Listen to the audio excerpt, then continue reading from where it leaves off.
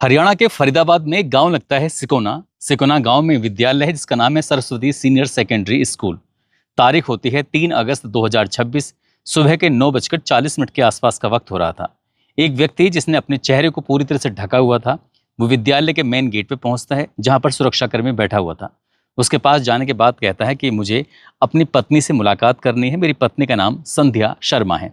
जैसे ही सुरक्षा गार्ड ने यह बात सुनी, उसने कहा कि एक काम करिए, आप अंदर आ जाइए। उसे वो अंदर लेके चला जाता है। साथ ही संध्या शर्मा के पास एक मैसेज भेजा जाता है कि तुम्हारे पति तुम्हारा इंतजार कर रहे हैं, आकर मुख्य द्वार के पास आ जाइए, मुलाकात कर लीजिए। जैसे ही संध्या शर्मा ने ये बात सुनी, क्योंकि उनका जो मोबाइल है वो ठीक से काम नहीं कर रहा था, वो अपने पति से मिलने के लिए जैसे ही वहाँ पहुँचते हैं तो कद काठी देखने के बाद उन्हें थोड़ा सा आभास होता है, एहसास होता है कि आखिरकार ये कौन व्यक्ति है जिसने अपने चेहरे को पूरी तरह से कवर किया हुआ है। वो ये नहीं समझ पा रही थी कि इस कवर किए हुए चेहरे के पीछे उनका पति है या कोई और है। इससे पहले कि वो कुछ समझ पाती, तभी उनका हाथ पकड़ा जाता है। हाथ खींचकर एकदम से अपने पास खींचने की कोशिश की जाती है और तभी एक के बाद एक चाकू मारने शुरू कर दिए जाते हैं। लगभग 32 सेकंड में उस व्यक्ति ने इतनी फुर्ती दिखाई कि 34 बार वार किए, और जैसे ही 34 बार वार होते हैं, अब चाहे पेट हो, चाहे सीना हो, चाहे गला हो, शरीर के अलग अलग हिस्से में जब 34 वार किए जाते हैं तो महिला खून से लथपथ हो जाती है, ज़मीन पर गिर जाती है, चिकपुकार मच जाती है। चिकपुकार मचने के बाद जो आरोपी होता है वहाँ से, जैसे उसने अपने चेहरे को कवर किया हुआ था, मौका पाता है और मौका पाते ही यहाँ से भाग जाता है।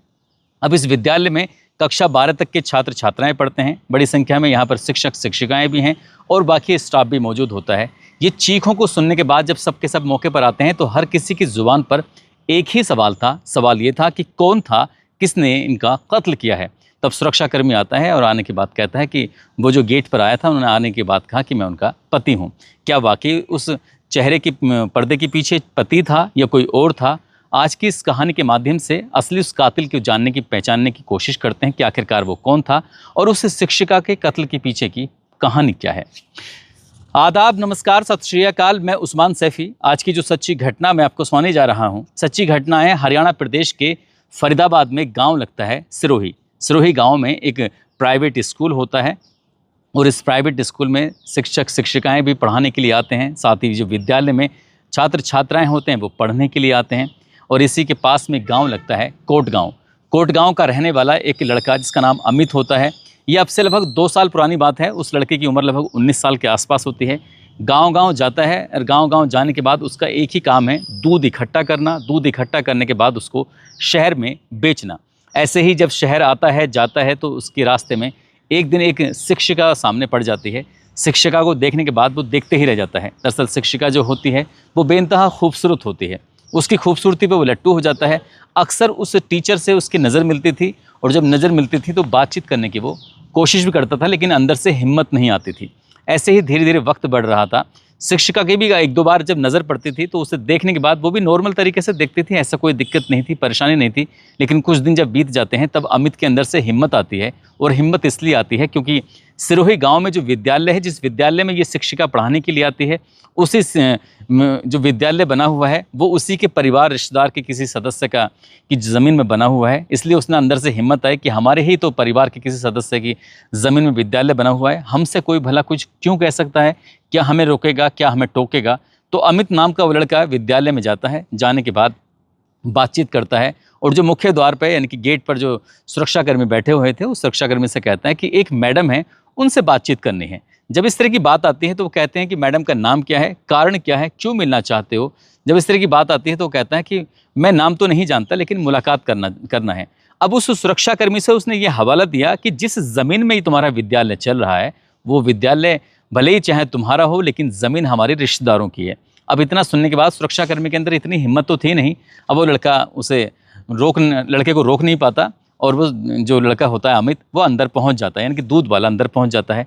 अब एक एक कमरे में ऐसे ताका झांकी कर रहा था। ताका झांकी करते करते आखिरकार उस कमरे तक भी पहुंच जाता है जहां पर वो शिक्षिका होती है। हाथ जोड़कर उन्हें नमस्ते करता है। जैसे मैडम के सामने नमस्ते होती है तो मैडम भी नमस्ते का जवाब देती हैं। बाहर आती हैं, पूछती हैं क्या बात है और क्या काम है, क्या तुम्हारा कोई यहाँ बच्चा पढ़ता है। वो कहते हैं कि मेरा तो कोई बच्चा नहीं पढ़ता, मैं तो खुद ही यहाँ पर 19 साल का हूँ और बस ऐसे ही चला आया।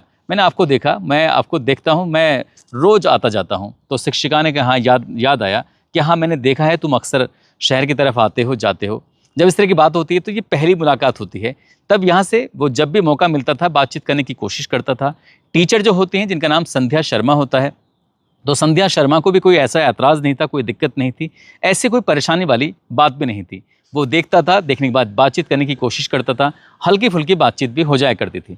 लेकिन एक के बाद एक जब महीने बीत रहे थे, करीब-करीब 6 महीने के आसपास का वक्त हो जाता है, तभी उस लड़के ने यानी कि अमित ने हिम्मत जुटाई, जो दूध का काम करता है, और हिम्मत जुटाने के बाद शिक्षिका संध्या शर्मा के पास पहुंचता है और जाकर कहता है कि मैडम, मैं आपसे बहुत ज़्यादा प्यार करता हूं और मैं आपके साथ ही रहना चाहता हूं, मैं आपको अपनी ज़िंदगी का हिस्सा बनाना चाहता हूं।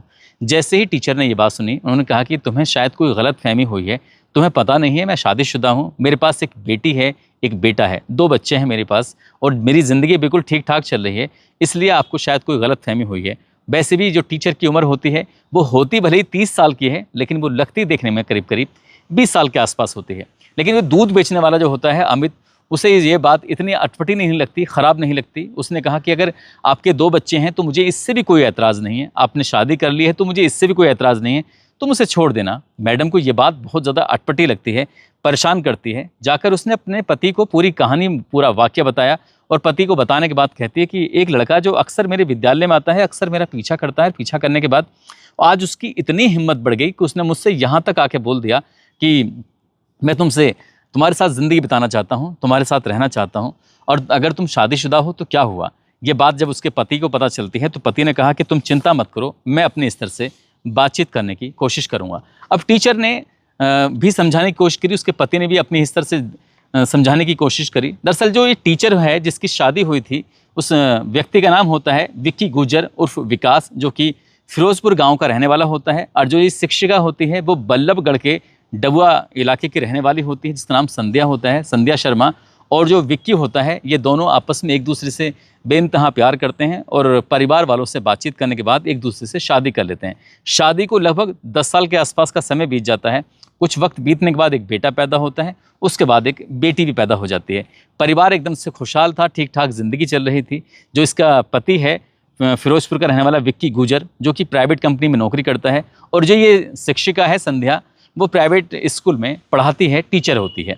अब ऐसी स्थिति में जब उनको एक व्यक्ति, जो एक लड़का है, वो लगातार परेशान कर रहा है, उसका पीछा कर रहा है, तभी वो जो लड़का होता है यानी कि विक्की होता है, विक्की अपनी पत्नी को लेकर सीधा उसी गांव में, उसी विद्यालय में पहुंचता है और जाने के बाद कहता है कि तुम्हारे यहाँ पढ़ाने वाली टीचर को इस तरह से गाँव का लड़का परेशान कर रहा है, आप रोक टोक क्यों नहीं करते हैं। तो उन्होंने भी समझाने की कोशिश की। जब बात थोड़ी आगे बढ़ जाती है तब संध्या शर्मा नज़दीकी पुलिस स्टेशन चली जाती है और पुलिस स्टेशन जाने के बाद इस मामले में एक एफआईआर दर्ज करवा देती है। और जब एफआईआर दर्ज होती है तो उसके बाद फिर गांव के बस्ती के लोग आपस में बैठते हैं। बैठने के बाद कहते हैं कि इतना झगड़ा बढ़ाने की ज़रूरत नहीं है, आराम से बैठते हैं, बातचीत करते हैं और बातचीत के बाद कुछ रास्ता निकालते हैं। ऐसे करके पंचायत आयोजित की जाती है। जब पहली पंचायत होती है, पंचायत के बाद वो लड़का मैडम से माफ़ी मांग लेता है और कहता है कि मैं आज के बाद आपको कभी परेशान नहीं करूँगा। तब उसके बाद फिर कुछ वक्त बीत जाता है, लेकिन उसके अंदर की हिम्मत फिर से बढ़ जाती है, क्योंकि पुलिस में शिकायत होने के बावजूद भी और पंचायत में मामला रफा दफा कर लिया जाता है, उसने फिर से हिम्मत दिखाई और फिर से उसने टीचर को परेशान करना शुरू कर दिया। जब फिर से परेशान करना शुरू कर दिया, टीचर ने फिर से उन पंचायतियों से संपर्क किया। एक बार फिर से पंचायत होती है और पंचायत में फिर से फैसला लिया जाता है कि आज के बाद ये तुम्हें कभी परेशान नहीं करेगा, परेशान करेगा तो फिर हम इसको सबक सिखा देंगे। जब 2 बार पंचायत हो चुकी थी, शिकायत भी जा चुकी थी थाने में, उसके बावजूद भी उसकी हिम्मत नहीं टूट रही थी। लेकिन जो महिला होती है यानी कि शिक्षिका होती है संध्या शर्मा, उसने सोचा कि अगर मैं यहाँ रहूँगी तो मुझे इस तरह से ही दिक्कत करता रहेगा, परेशान करता रहेगा। तब उसने इस विद्यालय को छोड़ने का निर्णय ले लिया और विद्यालय को छोड़ने के बाद यहाँ से सिकोना गाँव लगता है, वहाँ पर सरस्वती सीनियर सेकेंडरी स्कूल होता है। फिर इस शिक्षिका ने वहाँ पर पढ़ाना शुरू कर दिया। आराम से वो विद्यालय जाती थी, लेकिन जैसे पहले जाती थी अब वो वैसे नहीं जाती है। बस से आना जाना है, जो बाकी टीचर हैं, शिक्षक शिक्षिकाएं हैं, उनके साथ आती है, साथ जाती है। उसने अपना मोबाइल भी अपने पास रखना बंद कर दिया, क्योंकि उसके पास मोबाइल होगा तो वो लगातार फ़ोन करके परेशान करेगा। एक तरह से वो सिर्फ आशिक बन जाता है। वो लगातार मैडम का पीछा करना शुरू कर देता है, लेकिन मैडम उससे अब बात नहीं करती, उससे मुलाकात नहीं करती, उससे देखना भी पसंद नहीं कर रही है और वो अपने काम से काम रखती है। वक्त आगे ऐसे बढ़ रहा था, जैसे वक्त आगे बढ़ रहा था, उसके अंदर गुस्सा था। एक तो मैडम मिलती भी नहीं है, बातचीत भी नहीं करती, ऊपर से एफआईआर दर्ज करा चुकी है, तो उसके प्रति जब उसके मन में अमित के नफरत पलने लगती है, तभी उसने उससे बदला लेने की कोशिश की। ये मई 2026 की बात है। उसने एक चाकू का ऑर्डर दिया, चाकू मंगाया। चाकू मंगाने के बाद अब वो हर दिन प्लान करता था कैसे इस मैडम को रास्ते से हटाए, कैसे वो उसका कत्ल करे। इसके लिए उसे एक तारीख मिलती है। इनकी तारीख थी 3 अगस्त 2026 सुबह के लगभग 9:40 के आसपास का वक्त हो रहा था। सिकोना गांव में जहां उसका विद्यालय होता है, टीचर का, उस विद्यालय में मेन गेट पर पहुंचता है। जो सुरक्षाकर्मी लगा होता है, सुरक्षाकर्मी से कहता है कि मेरी पत्नी यहाँ पर है। अब उस सुरक्षाकर्मी ने भी उसको देखा, देखने के बाद कोई ऐतराज़ नहीं किया।